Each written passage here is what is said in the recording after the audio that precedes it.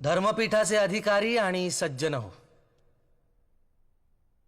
मी आज इथे बोलणार आहे, परंतु माझे उद्गार माझी शिक्षा कमी करण्याचा यत्न आहे असं कृपा करून समजू नये.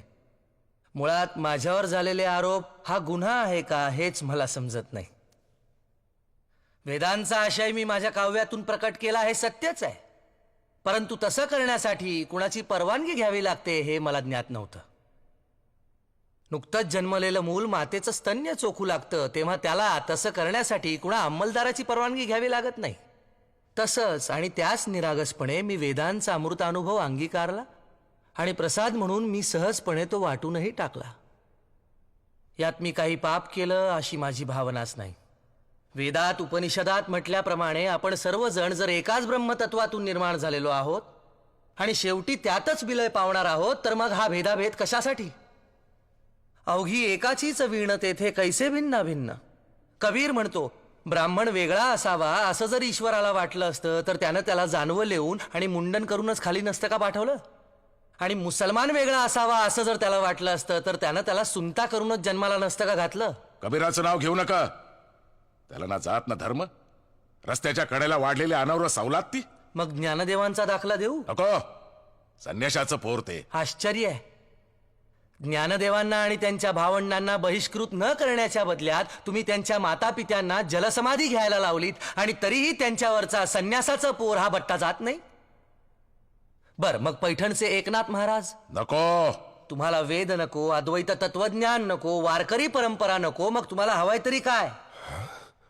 अहो, जिथे अंधार होता तिथे दिवे लावण्याचा आम्हाला अधिकार नाही असं तुम्ही म्हणता, तर मग तुम्ही दिवे लावायचे. आम्ही काय करावं हे तुम्ही सांगू नका. ज्ञान मिळवण्याचा अधिकार प्रत्येकाला आहे.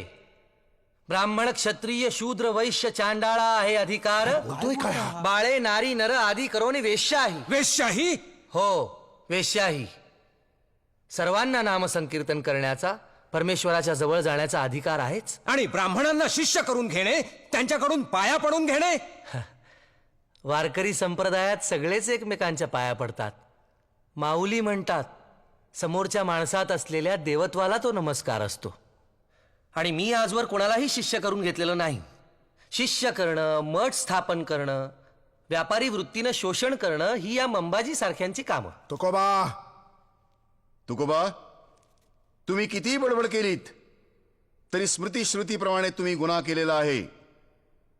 या गुन्ह्याची शिक्षा काय आहे तुम्हाला माहितीये? स्मृती ग्रंथात सावकारी करणाऱ्या, सेवा करणाऱ्या, शेती करणाऱ्या ब्राह्मणांना शूद्र म्हटलंय. हेही तुम्हाला ठाऊक असेलच. एरवी अंत्यजांचा विटाळ मांडणारे हेच ब्राह्मण कर्ज वसूल करण्यासाठी त्यांच्याच वस्तीतून फिरतात. याला तुम्ही काय म्हणाल? का कायदा फक्त आमच्यासाठी आहे? तू गरजेपेक्षा जास्त बोलतोयस. सत्या मामनी नव्हे गबाळाचे धनी, देतो तीक्ष्ण उत्तरे पुढे व्हावयासी बरे. धर्मशास्त्राच्या आदेशाचा तू अपमान केलेला आहेस. या कायद्यावरही एक न्याय आहे, ईश्वरी न्याय. या धर्मपीठावरही एक पीठ आहे ज्याची योजना तुम्ही अवेरताय.